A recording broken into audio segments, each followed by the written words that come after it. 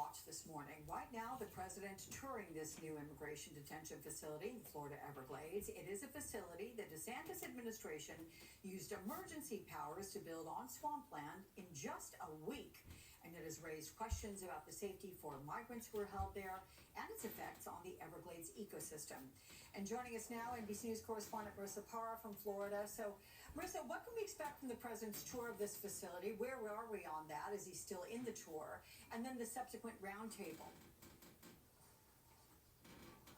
Hey, Alex, so I want to kind of paint a picture for you for what we're seeing right now, because behind me is the escalating tension that we have already seen brewing on the ground here over the last week. What we have is sort of a confrontation happening between supporters of the so-called alligator Alcatraz and, of course, the opponents. And the people who oppose this for different reasons. There's environmental concerns, humanitarian concerns, and then there's a local Native American tribe, the Miccosukee tribe, who it has a significant history here. They say this is their land.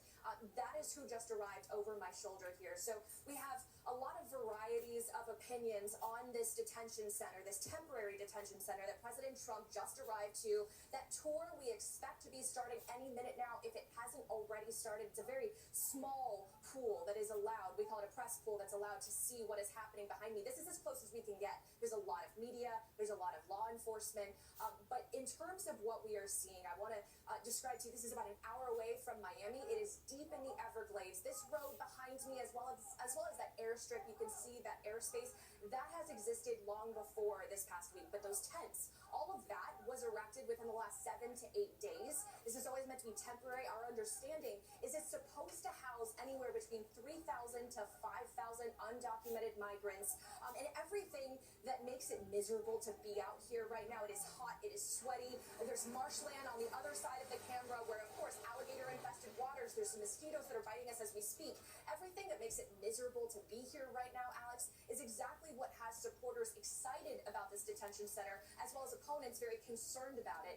Here's what we have heard from President Trump in the moments after he landed here. Is the model going forward, Mr. President? It can be. I mean, you don't always have land so beautiful and so secure. We have a lot of bodyguards and a lot of cops that are in the form of alligators. You don't have to pay them so much.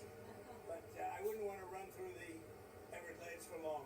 We'll keep people where they're supposed to be. Are you prioritize going after the worst of the worst, or are you now arresting anyone who is here? We're doing the worst of the worst always first. So a couple of things on that note, piggybacking off of what we just heard there. Again, we talk about this marshland. The idea being those who created this, like Governor Ron DeSantis, say that the only way in is via this road behind me, and then the only way out for those undocumented migrants would be to flown to their intended destinations, which would include deportation if that is what is chosen for them, or if they were to try to escape, of course, having to navigate very tricky terrain. Now, I want to add one final thing here, Alex.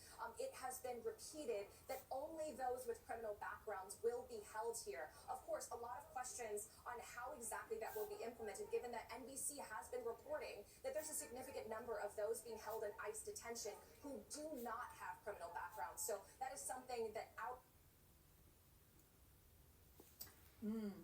Okay, everyone, we have had some trouble with that signal. We just lost her, but nonetheless, we got the bulk of that reporting, for which I thank you, Marissa.